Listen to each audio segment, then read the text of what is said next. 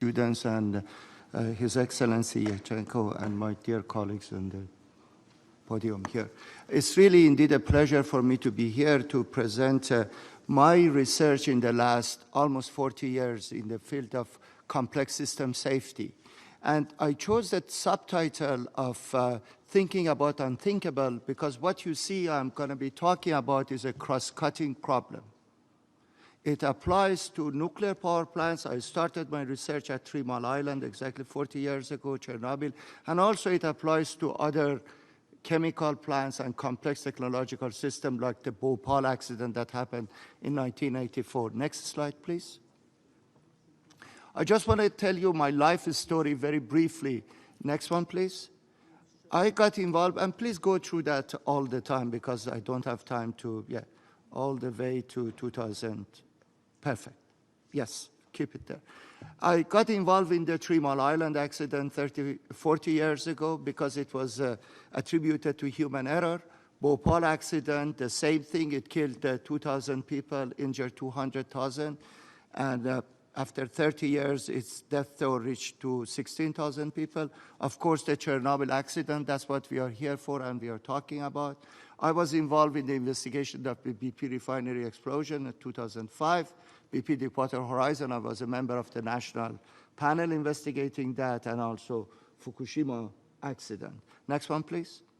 I have been working with all these industries in the last 40 plus years and with the healthcare industry because you may have heard about wrong site surgery, wrong medication, wrong dosage, and that. The ingredients of that and root causes of these accidents, they have a lot in common with each other. That's what I'm going to get to that. Next one, please.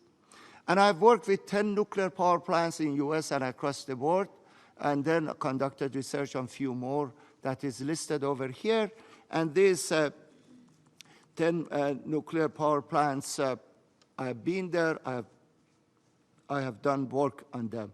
Again, I'm not an armchair general. Next one, please. This is the 3 Mile Island nuclear power plant. I am with my mentor, the late Professor Alphonse Japanese. Next one. This is, of course, the Chernobyl nuclear plant that had the accident in 86, and I visited that in 1997. I'm in front of sarcophagus. Next one, please. And this is a photo that my students, they like it a lot. They say, my haircut and looks very much like the head of Lenin over there. I mean, I heard that from my students over there.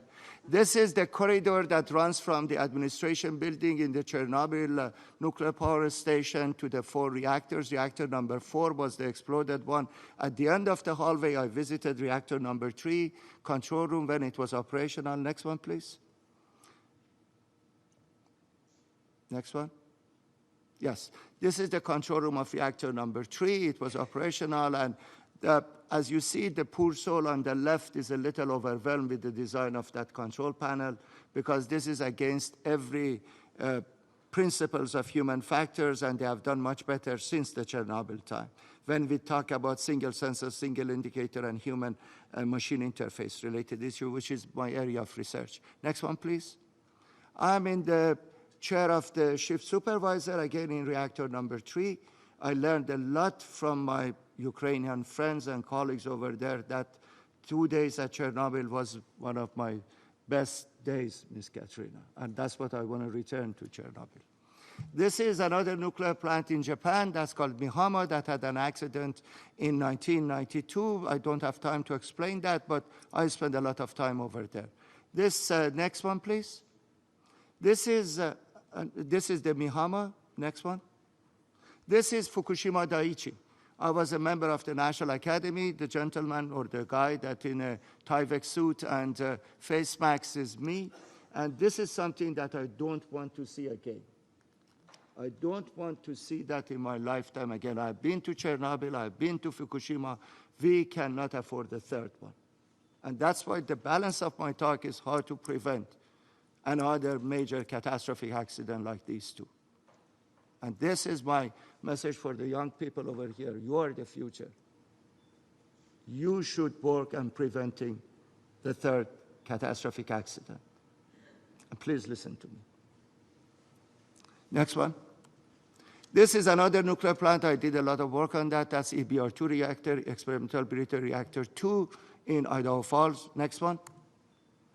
Now let's look at the common denominator of all these accidents that I talk all the way from 3 Mile Island to BP Deepwater Horizon. And some of this stuff that I talk about applies also to the grounding of the 737. You may say why, you will see why. Please go to the next one. And yeah, these are human factors and safety culture related cross-cutting issues. That's what I want you to remember this fact. These are cross-cutting. Next one, please. I developed a model which is called HOT model, Human Organization Technology Interaction. Next one, please. And then, yes, push that. And another one. Please keep it there. As you see over here, I say that every complex technological system, any large-scale complex technological system, can be decomposed to the combination of these 3 subsystems. Human subsystem, the operators and maintainers and the human element. The organizational subsystem is that entity that takes care of the recruiting, training. It takes care of the preventive medicine, corrective medicine, training, and all of that. And then there is a technological subsystem. All these 3, they are like 3 links in a chain. And reliability and safety is equivalent to that I be able to carry this weight day in and day out. A system failure and accident when you drop the load. And the system failure and accident happens when one of these links breaks down. In that case, my message is we need, in order to keep the link intact, as you heard that a link breaks down at its weakest, a chain breaks down at its weakest link, sorry. A chain breaks down at its weakest link, or a chain is as strong as its weakest link. That's why we need to give equal and adequate attention. These accidents that I mentioned to you, they are all happened because this balance, this equilibrium was not maintained. Next one, please. I think you jumped on one. Maybe you want to go back. Yes, and push one more. Okay. There was another one that I have, it's not there. In the case of the 3 Mile Island, this is the statement. This was the accident happened in Pennsylvania. The distinguished lady on the panel is from that area. This is a report from the Presidential Commission about the importance of safety culture in the 3 Mile Island. And you will see this theme is being repeated again. Safety culture, human error. And that has been my research interest for the last 40 years. Please look at that red segment over there. The principal deficiency in commercial nuclear reactor safety today are not hardware problems, but they are management problems, safety culture problems. That statement was made in 1980. Next one, please. In the case of the Chernobyl, next one, please.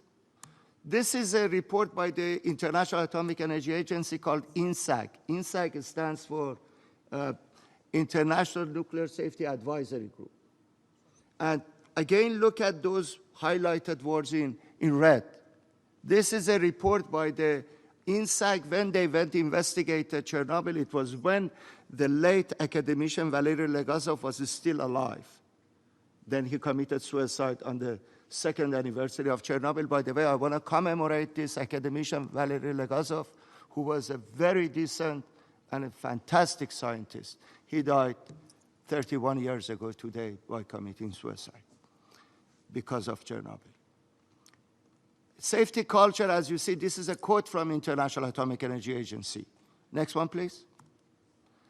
And this is the report that highlighted the term safety culture. That's a photo of Dr. Hans Blix, former Director General of International Atomic Energy Agency, who turned 90 years old this year.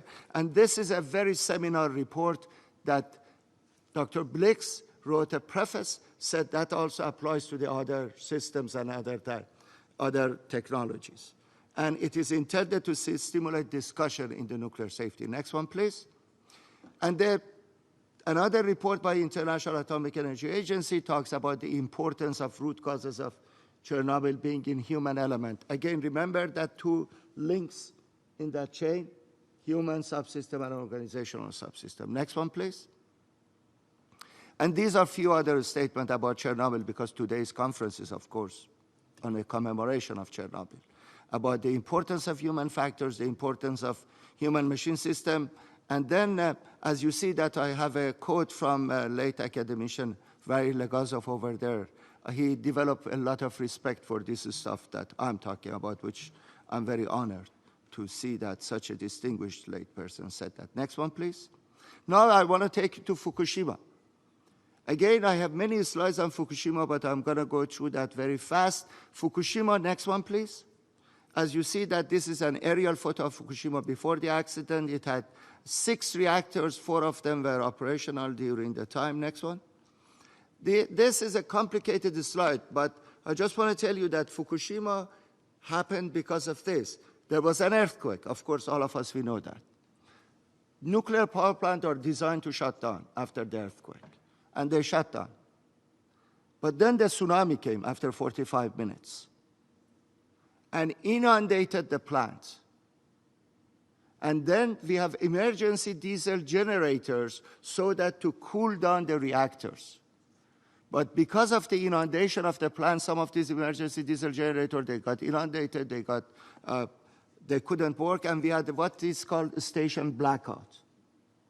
This is the most catastrophic thing that could happen in a nuclear plant. Again, sorry, I don't have time to go over that, but Fukushima was not an act of God. Fukushima was preventable. Fukushima was preventable. Next one, please. Next one. This is the title of a report that came out from Carnegie, why Fukushima was preventable. There have been better reports than that came later on.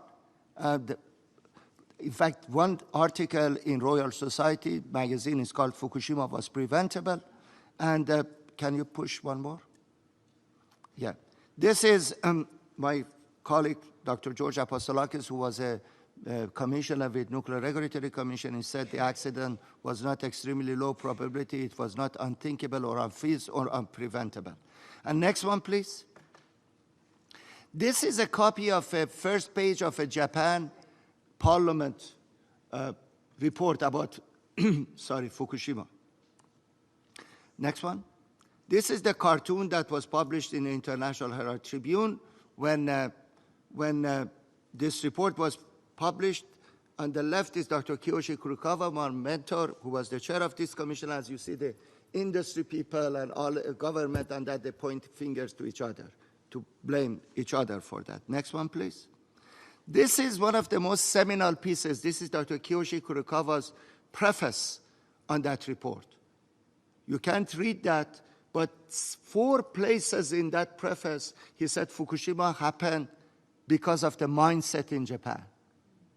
Fukushima, he says, was an accident made in Japan.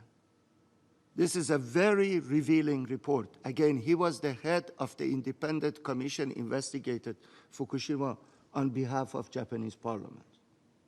And he is a very authoritative report. Next one, please. There are some excerpts from him. Next one. Again, he said that these are quotes from his reports, which was almost like 800 pages. Thank you. Fukushima was profoundly man-made, and it was have been foreseeable, and it could have been prevented. Next one.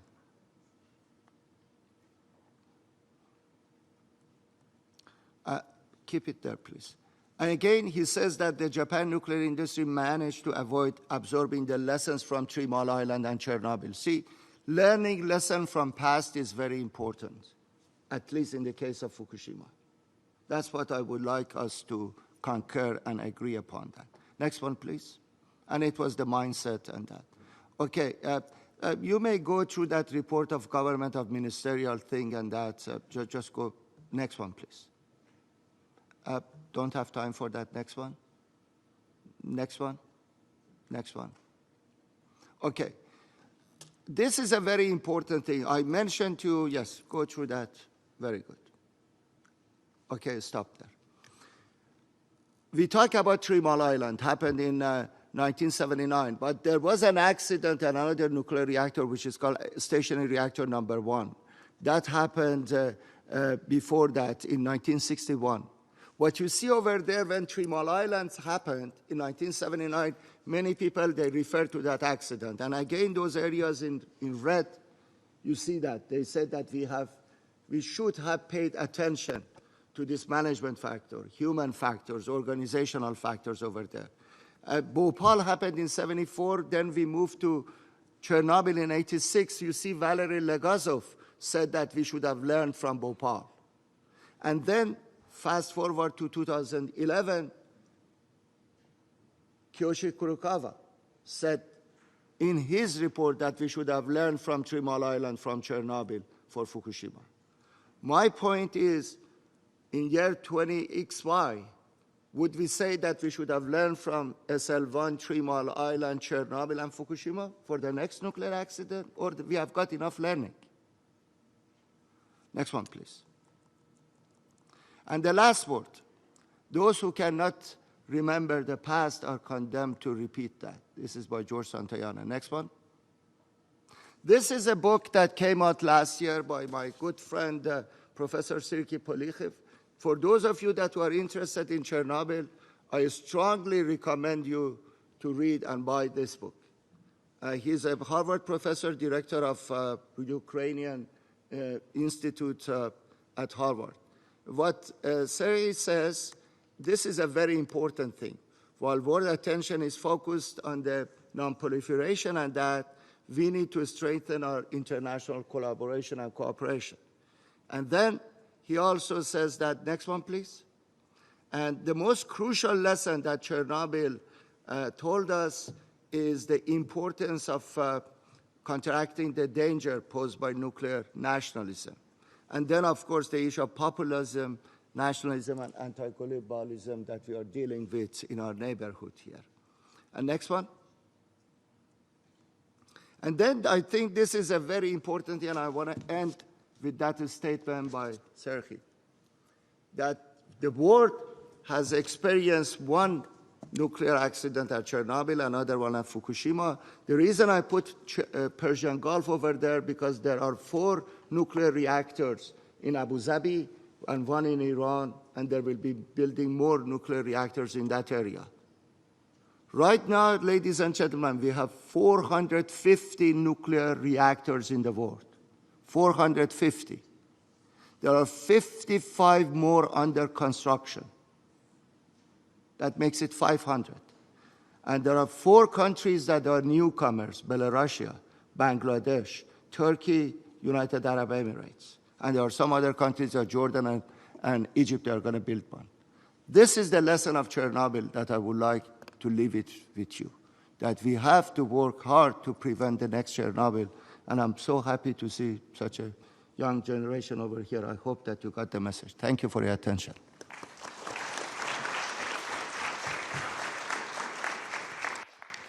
And thank you, Professor Meshkati, for a very important information regarding the need for safety for the current and the new nuclear reactors, particularly because of the energy potential that they can help us in our endeavor to control the climate change. Our next presenter is Ms. Oksana Leshchenko, Policy Specialist at the United Nations Department. Would you like to?